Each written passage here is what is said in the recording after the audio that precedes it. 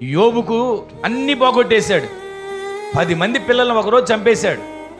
ఆస్తి అంతా ఒకే రోజు పోగొట్టేశాడు. దిక్కులేని వాడిగా ఒక్కడిని అక్కడ నిలబెట్టాడు. అనుకుంటున్నాడు యోబు, అనుకుంటున్నాడు ఇక దేవుడికి నీకు మాటలు పోతాయి లేరా, ఇక దేవుడికి నీకు సంబంధం తెగిపోయింది, దేవుడు నీకు అన్యాయం చేశాడు, దేవుడి నీ ఆస్తి పోగొట్టేశాడు, దేవుడి నీ 10 మంది పిల్లల్ని పోగొట్టేశాడు అని అపవాది సంబరపడిపోతుంటుంటే యోబు అపవాది తల మీద రాయి పెట్టుకుంటున్నట్లుగా ఒక మాట అన్నాడు. ఏమన్నాడు తెలుసా? యెహోవా ఇచ్చాడు, తీసుకున్నాడు, ఆయనకే మహిమ కలుగును గాక.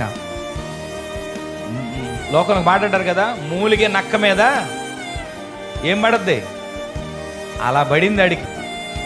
యోబుకి అన్ని దూరం చేశాను, దేవుడి దగ్గర పర్మిషన్ తీసుకున్నాడు. దేవుడా, ప్రభువా, యోబుకి అన్నీ ఇచ్చావు, బాగానే ఉంది, చుట్టూ కంచేసావు కదా, కంచె తీసి వాడికి ఏదైనా బలహీనత పెట్టు, అప్పుడు నేను ఆరాధిస్తాడో దూషిస్తాడో అర్థమైపోద్దానంటే వెంటనే దేవుడు పర్మిషన్ ఇచ్చాడండి.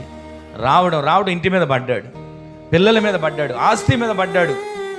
ఒక్క మాట చెప్పనా, ఈ రోజున ఆర్థిక ఇబ్బందులు వస్తున్నాయి, పరిస్థితులు అననుకూలంగా ఉంటున్నాయి, ఇంట్లో నా ఆనుకున్న వాళ్ళు కూడా నన్ను పట్టించుకోవట్లేదు, నన్ను హీనంగా చూస్తున్నారు అనుకుంటాను. చూసారా, ఈ పరిస్థితిలో మనం ఒక శ్రమలో ఉన్నాం అనుకోండి, ఈ శ్రమను బట్టి దేవుని దూషించేవారిగా కాదండి, మనం శ్రమను బట్టి దేవుడిని మహిమపరిచేవారిగా మనం మార్చబడదుము గాక.